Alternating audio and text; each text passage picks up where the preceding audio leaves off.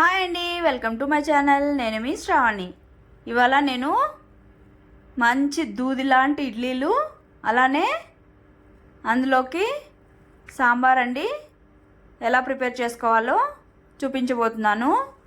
ఇదైతే దోశ బ్యాటర్తో చేస్తున్నానండి, ఇడ్లీ రవ్వతో అయితే కాదు.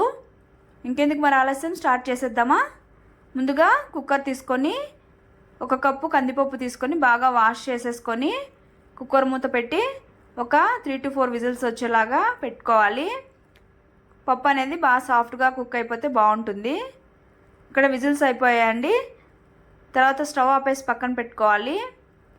తర్వాత స్టవ్ మీద పాన్ పెట్టుకొని ఆయిల్ వేసుకోవాలి. ఆయిల్ కూడా హీట్ ఎక్కిన తర్వాత ఇందులోకి మెంతులు, అలానే 1 స్పూన్ ఉద్దిగుండ్లు, అలానే 1 స్పూన్ శనగబ్యాళ్ళు, కొద్దిగా మిరియాలు మీ స్పైసీకి తగ్గట్టు వేసుకోండి.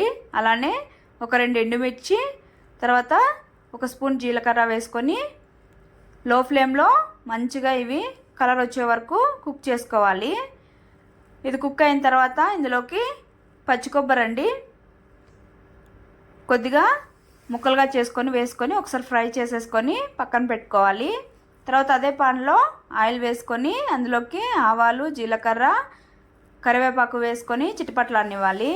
తర్వాత పచ్చిమిర్చి, తర్వాత సన్నగా కట్ చేసుకున్నటువంటి ఆనియన్స్ వేసుకొని మంచిగా బ్రౌన్ కలర్ వచ్చే వరకు కుక్ చేసుకోవాలి.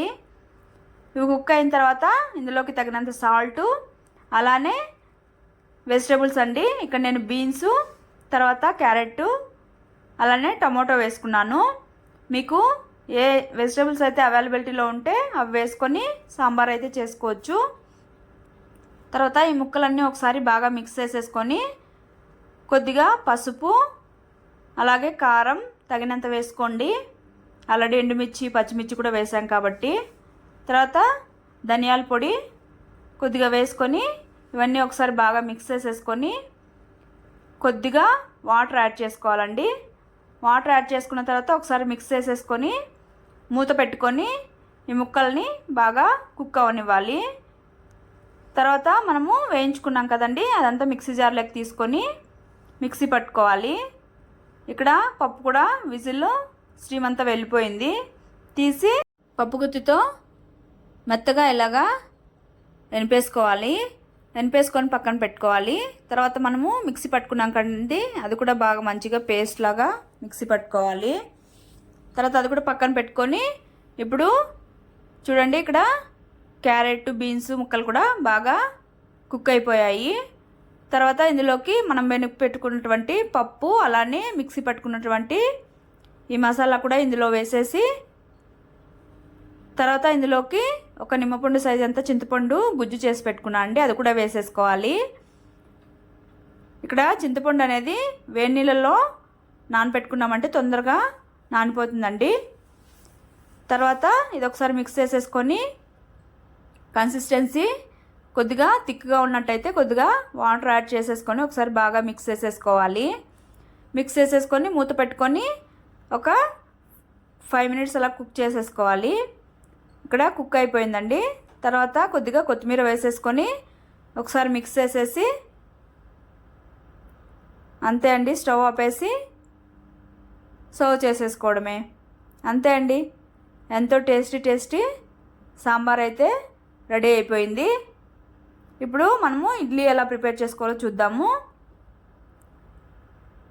ముందుగా ఇది దోశ బ్యాటర్ అండి, తీసుకొని ఒకసారి బాగా మిక్స్ చేసేసుకోవాలి ఉండలేం లేకుండా.